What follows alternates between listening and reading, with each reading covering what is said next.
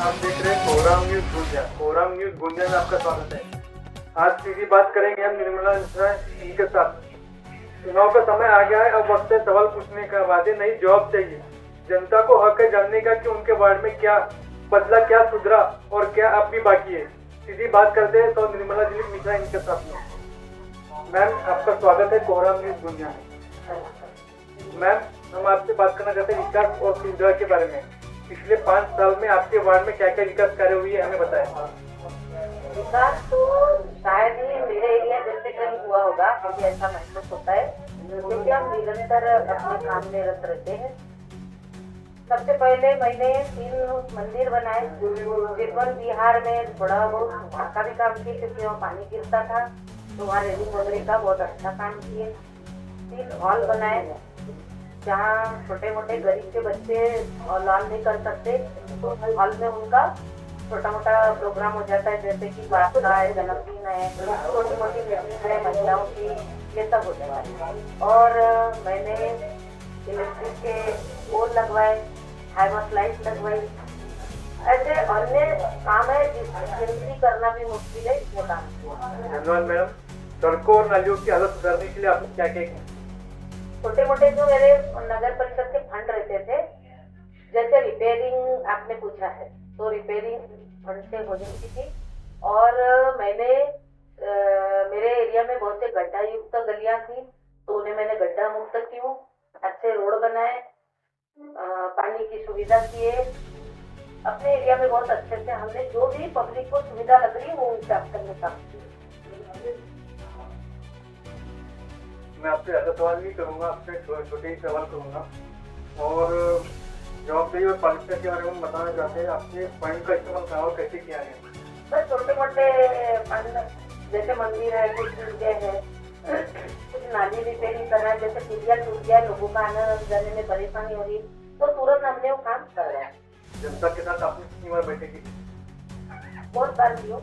वैसे तो मुझे जनता के साथ बैठक की ज्यादा जरूरत ही नहीं पड़ती, क्योंकि मेरे एरिया के जितने लोग हैं मुझसे बहुत खुश रहते हैं, क्योंकि उनके बोलने से पहले उनके काम हो जाते हैं। पिछले चुनाव में किए गए वादों से कितने वादे पूरे किए हैं? मैंने बात नहीं करती, मैं सीधा काम करके दिखाती। मेरी खासियत है। मैम, अधूरे काम कौन से और क्यों रुके हुए हैं? अधूरा काम सिर्फ एक ही मेरा बच्चा है मेरा, वो है राजकुमार यादव चौकी के पास है। राजकुमार यादव जी के घर के पास है चौवा चौक तक जो बड़ी नाली रहने के कारण वो काम रुका हुआ है, क्योंकि उसकी मुझे परमिशन नहीं मिली है। तो मैंने जब मेंढे सिंह हालदार गोंदिया आए थे, चुनाव में खड़े हुए थे, उस वक्त मैंने उनसे बताया था, तो उन्होंने उसका सर्वे करवाया। तो वो एरिया नागपुर जिले में गया, और उसके बाद यदि वो जीतते तो शायद वो मुझे बेचारे परमिशन भी लेके दिए रहते, लेकिन अब उन्होंने तो नहीं कर पाए।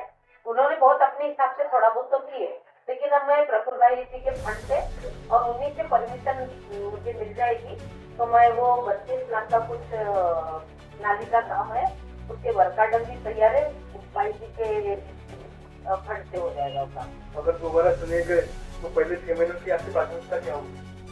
पर गोंदिया हमारे श्रीनगर में जो भी छोटे मोटे काम बचे हैं, प्रभाग क्रमांक 21 में लाइट के है या कोई भी, कहीं मुझे अक्सर मुझे महिलाओं ने ये कहा है कि हमारे चौक चौक पे थोड़ा सीसीटीवी कैमरे लगवा दीजिए। बस उनकी छोटी सी एक शिकायत है, वो मैं पूरा कर दूँ। आपके आने वाले 5 साल में ठोस विकास की योजना क्या है?